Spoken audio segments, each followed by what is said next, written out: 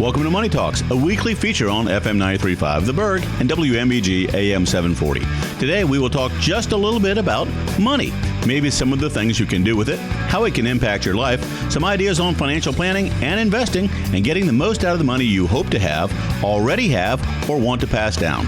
So sit back, relax, listen, and maybe take some notes, as you may have some questions by the time we're done with this edition of Money Talks. Good morning, Dan Joss. How are you today? Doing well, thank you. Good. So we're going to talk about money today because it's Money Talks.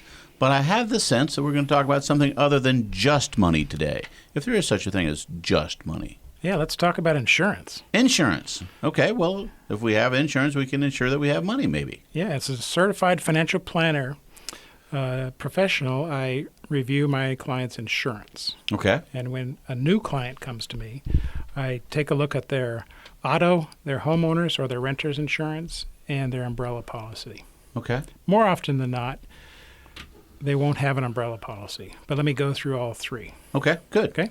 Auto insurance has collision insurance, which covers insurance when you collide with somebody else. Comprehensive. What if they collide with you? It's a collision. Okay. Fault doesn't matter. Fault doesn't matter. There's damage been done. Your insurance will want to know about it. Okay. So your insurance are covered, or theirs will if it's their fault, perhaps. Right. And they have insurance and stuff. Yep. Okay. So that's collision. Comprehensive is everything else. Everything else. A tree may fall on your car. Someone may smash and grab something out of the front seat of your car. That's what comprehensive does. Non-collision loss. Non-collision loss. Okay, that makes sense. And liability associated with a car wreck. It could be bodily injury. It could be, any other number of things. Okay. Property damage to other vehicles. I recommend $1,000 deductible. Typically, I see $200 or $500, but $1,000 I prefer for a couple of reasons. One, it makes you think about actually filing a claim because it'll cost you $1,000. And two, it may prevent you from filing a claim for good reason. You don't want to keep filing claims because Right. your rates will go up, or as happened to a neighbor of mine, they lose their insurance. So knowing when to file is important, and a higher deductible makes you think about it more. Right. And I'll bet insurance companies talk to each other about claims. I'm sure and they the keep report statistics. and- Now, yeah. I wouldn't know. I'm not an insurance provider, but Right. the data is there. Okay. Secondly, homeowners insurance. You want to cover the things in your home. I want to go back to something you just said. Okay, You're not an insurance provider. that's right. And you're here talking about insurance because you're a certified professional financial planner. Mm-hmm. So you're not trying to sell somebody insurance. You're trying to help them achieve some peace of mind by talking about this. Right. I want to make sure that they have what I think they should have or what they need. Okay. So I'm going to refer them either back to their insurance provider or to someone else if they're not happy with that. But either way, most people should periodically, every 3 or 4 years, 5 years, meet with their insurance provider to see what's new, what's available, and make sure they have what they need. Okay. Good. All right. So that's auto. Let's talk about homeowners or renters insurance. Homeowners, this covers the things in your home or the home itself.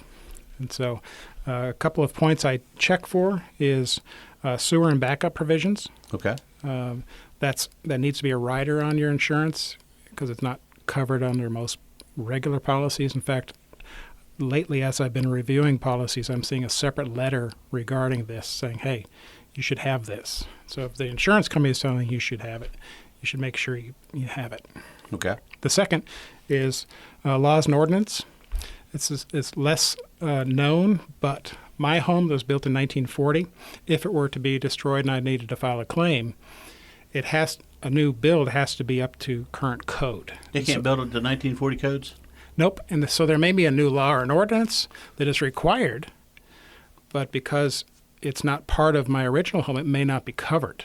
And so if sprinkler heads throughout the house are required, this rider would pay for that additional cost.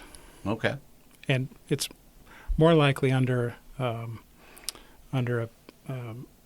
building commercial use, but there may be some things that apply to residences. Right. Okay. So I check for those two, besides the amount and the premiums, make sure you're getting a reasonable coverage. All right. Now, that's homeowners or renters.